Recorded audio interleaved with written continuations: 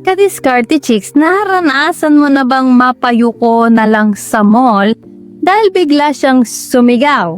Yung tipong lahat ng tao nakatingin na sa inyo at gusto mo na lang lamunin ng lupa sa sobrang hiya. Yung pag-uwi nyo, imbes na kapayapaan ng madatnan mo, parang may concert ng sermon na walang katapusan.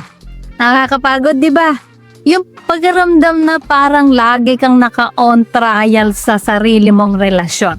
Kaya sa video na to, hihimayin natin ang psychology kung bakit nagiging bungangera ang isang babae.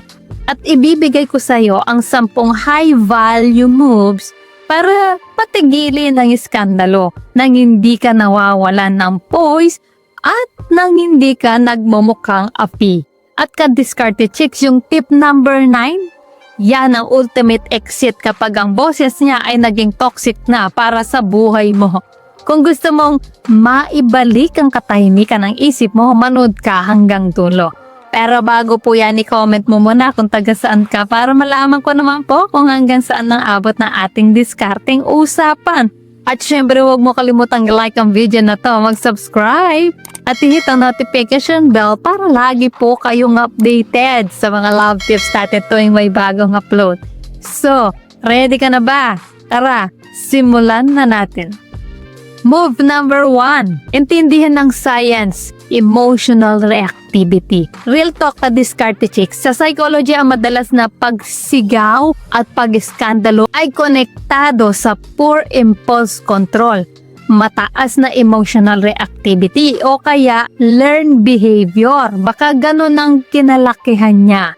Simple lang ang ibig sabihin nito. Para sa kanya, ang ingay, power. Akala niya kapag mas malakas ang boses niya, mas pinapakinggan siya. Pero ito ang katotohanan na hindi sinasabi ng karamihan. Ang taong hindi kayang i-regulate ang emosyon niya ay taong kulang sa emotional discipline at kung sasabayan mo ang sigaw niya, congratulations! Dalawa na kayong nawalan ng kontrol. Ang high value na lalaki hindi nadadala sa volume. Kahit nag-aapoy ang paligid, cool pa rin ang sistema niya. Sa move number 2, iset sa isip mo.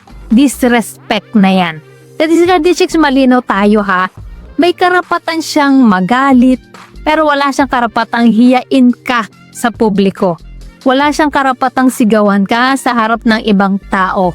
Wala siyang karapatang tapakan ang dignidad mo. Kapag paulit-ulit mo hinahayaan, tinuturuan mo siyang okay lang na bastusin ka. Masakit pakinggan, pero totoo. Ang respeto sa relasyon, hindi yan request, hindi yan pakiusap, requirement yan. Kapag nawala ang respeto, unti-unting nagiging emotional abuse ang relasyon. So move number 3, the silent wall.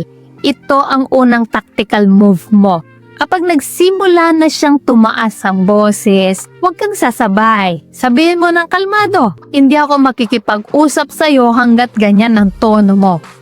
Mag-usap tayo kapag maayos na. Then, tumahimik ka at kung kailangan lumakad ka palayo. Bakit effective to? Dahil ang eskandalo, nangangailangan ng audience, nangangailangan ng reaction, nangangailangan ng gasolina. Pag wala siyang makuhang reaction sa'yo, nawawala ng saysayang show. So move number 4, control your face, control the frame. Ito ang hindi napapansin ng karamihan. Kapag sumisigaw siya at ikaw ay nanginginig, napipikon, umiirap o nagro-roll eyes, lalo lang lumalala ang sitwasyon. High value move, neutral face. Calm body, slow movements.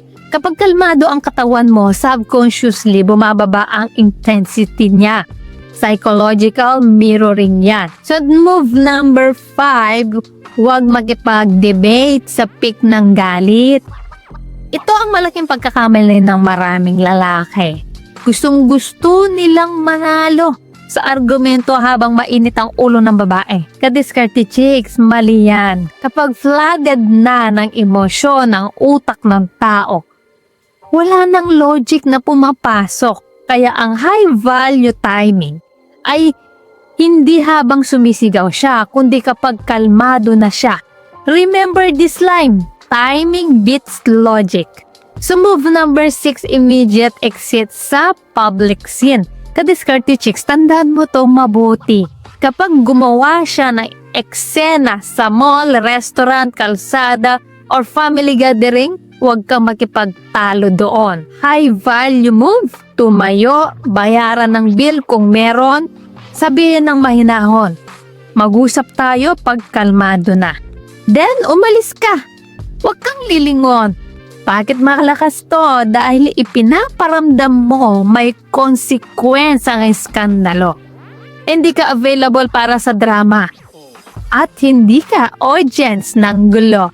So move number 7, reward the calm version of her. Hindi puro withdraw ka diskarte chicks. Kailangan may balance. Kapag nakikita mong maayos siyang kausap, kapag kalmado siya, kapag respectful siya, doon ka bumawi. Purihin mo, i-appreciate mo, bigyan mo ng atensyon. Bakit? Dahil ang behavior na nire-reward, nauulit.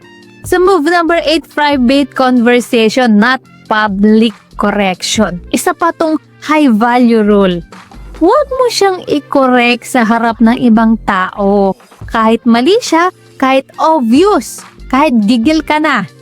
Bakit? Dahil kapag napahiya ang babae sa public, automatic defensive mode yan. At doon nagsisimula ang mas malalang eskandalo.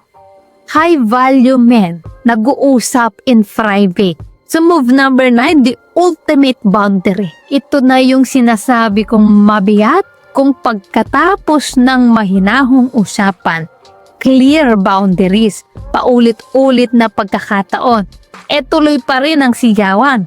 Pamamahiya, emotional disrespect, kadiskarte chicks, kailangan mo nang itanong sa sarili mo.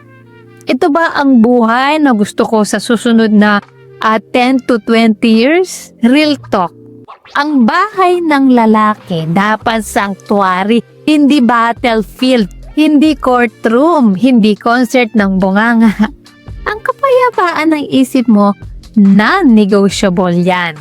So move number 10, protect your peace above all. Huling paalala ka diskarte chicks. Hindi ka mahina kapag pinili mong tumahimik. Hindi ka under, hindi ka talo. Sa totoo lang, mas mataas ang value ng lalaking may control sa emosyon.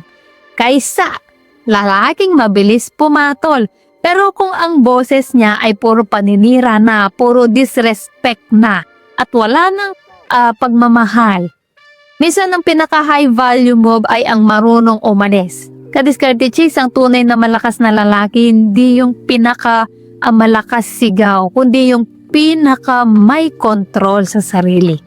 Ngayon, gusto kong marinig sa'yo, paano mo pinapatahimik ang bulkan sa buhay mo? I-comment mo nga sa baba ang cool move mo. At kung nakatulong to sa'yo, i-like mo, mag-subscribe sa Diskarte Chicks at i-share mo sa tropa nating laging headline ng kapitbahay dahil sa ingay ni Jowa. So ayan mga ka-Diskarte Chicks, sana ay may natutunan po kayo sa video natin ngayon. At syempre bago po tayo matapos, shoutout muna sa ating mga masugid na tagapanood na sina Tobatsky Nestor, Batong Bakal from Magnolia, Texas, Antonio Asuncion from Laguna, Binyan City, Nehemias Martino ng Puerto Princesa City, Luvigain ng Rojas Oriental, Mindoro, Pabs from Ormoc City, Ariel Aye Cuanico from Samar, Arnold Paragas from Bulacan, Maria Rosario Lebadehus ng Palawan, at kay Elezar Tagalog ng Makati. Guys, maraming salamat po sa support at panonood mga ka-Diskarte Chicks. Dahil po sa inyo, lalo po akong ginaganaan gumawa ng mga content na makakatulong at makakaaliw. Para naman po sa mga hindi pa na siya shoutout, gusto mong shoutout sa next video, i-comment lang ang hashtag ka-Diskarte Chicks at sabihin ko anong topic ang gusto mong pag-usapan natin next.